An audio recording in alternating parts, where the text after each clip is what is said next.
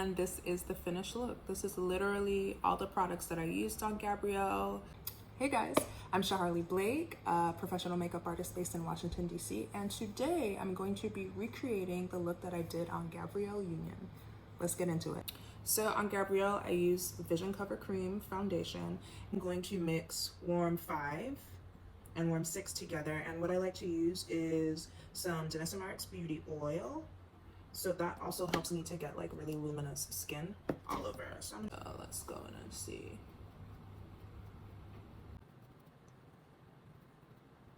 I think that's a pretty perfect match. Fabulous. Okay, so looking at my under eye, you can see that it's both peachy and golden. That's because I used TP2, which is a color corrector from the Vision Cover Cream line, and then I went over that with Illuminating Veil and Goddess, which is like a cream highlight to underpaint and bring brightness to the under eye, given that like lit from within effect. When I did Gabrielle's makeup, her instructions were very clear, natural, and snatched. Hence me dragging this out, not all the way to the hairline, just for a more lifted look around the eyes. Now I'm going to contour, and I'm going to use the Balm Contour in Deep 2. I love using the Balm Contour because it is a cream, so that means it is easy to blend, easy to build coverage or intensity, and it'll give me that skin-like but structured look without harsh lines. I used it everywhere for contouring nose, perimeter of the face, jawline, and cheekbones. Then to set the under eye and highlighted areas, I do a final pass with the Beauty Blender and make sure it's smooth, and go in with Evolution Powder in number 3. And then Evolution Powder in number 5 for all the contour bronze areas. So I got her base on looking pretty much like this. As you can see, that glow, all of the products that I used before, they still peep through the skin. So that's how I got like a luminous glow without all the other areas of my face being like super glowy too. So it's about strategically setting your skin in areas that you want to be a little bit more mattified, and then areas that you want the glow to pop out. All right, brows are done, and for her eye look, I actually used 2 products. This was one of the key players in the products. It's Danessa Myricks Color Fix in Latte. I'm just gonna share out about that much to start and build using a fluffy brush. Go into it, and then I'm gonna swipe it all over the lid.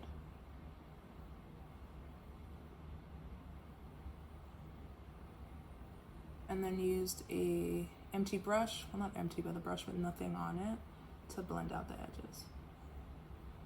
So I kind of diffused it, so it would just be like a monochromatic look. So that naturally softens it, right? Basically got the pink to where I wanted it. I may have done 2 coats of this. But look how pretty that is on its own. You could put a liner on this, put a lash, some mascara, and be done, out the door. Simple. Monochromatic eyes are my favorite. They're easy for the girls that like to keep it simple but cute. This is for you. I'm just gonna go over it with 2 coats because I think that's what I did, if I remember correctly, on her. So I'm going to go back in with a second layer of Latte, but this time I'm only going to focus that color on the lids and softly and slightly blend it into the crease. I want the impact and the burst of the color to be on the lower lid. I love this so much by itself. Okay. Next, I'm going to go in with that same brush I used to pick up the Color Fix, and what I did is I went over the Color Fix with a brown color to bring the pink down, because this was for her book tour. I think this is like really dope for a fun night out, fest type of deal, super springy looks. But I went over it with the Evolution Powder in number 4.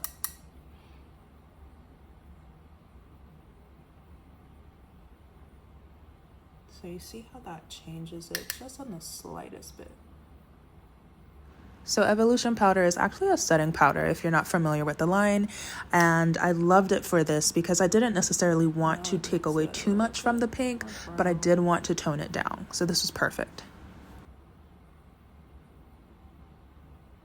And like I said, this the color fix is waterproof, so you really don't need to put anything over it, but this is like extra fortifying power. That wasn't my thought process when I was doing it. I just wanted it to be more of a like dusty rose situation, if you will.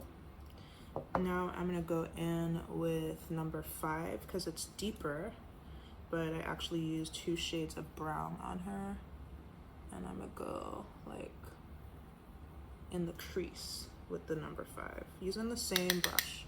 This is exactly what I did on her. So more so into the crease and into the brow with number 5. And I'm just using the littlest bit.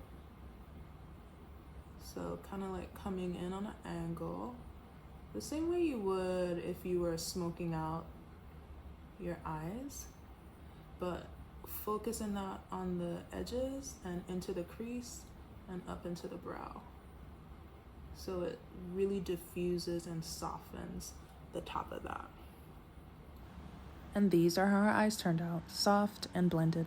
The adhesive dries from my lash, I'm gonna go in with the Vision Flush, and this is ballet slippers, and I'm gonna use that for a little bit of a blush moment on the cheeks, which is what I used on her. I'm gonna go in with that same brush that I loved for contour.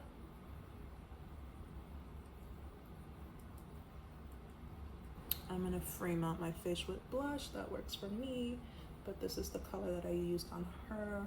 Just like a really soft amount that goes really well with the glow underpaint, if you will. Cool. I like it because of that long piece. I'm gonna go in and hold it in the beginning part of the lash so I can anchor it. I need to look down while I do this. Is really important because I think a big issue that a lot of people have with placing their lashes is their natural lash get caught into it. So that's why I want to look down. Kind of tilt my head back a little bit and get it over my lashes and just place the front to anchor it.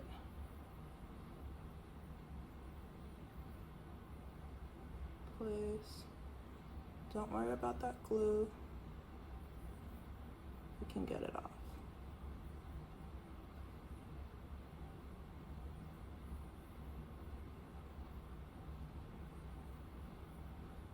But that's why I like to do it that way, because that way I get it on my lash band.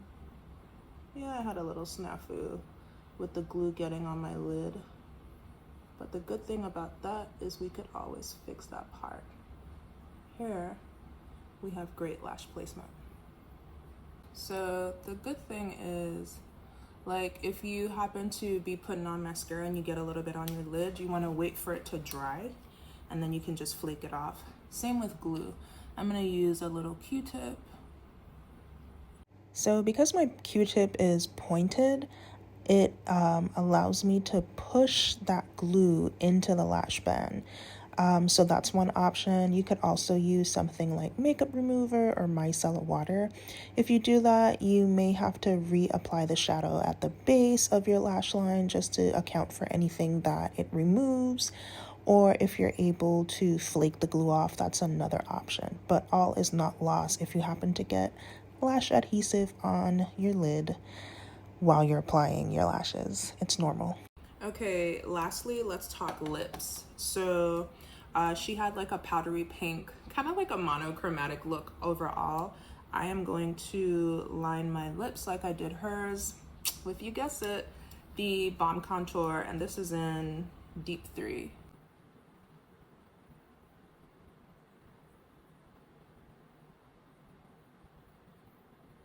Kind of bring it in. This is really good to line your lips because it blends really well.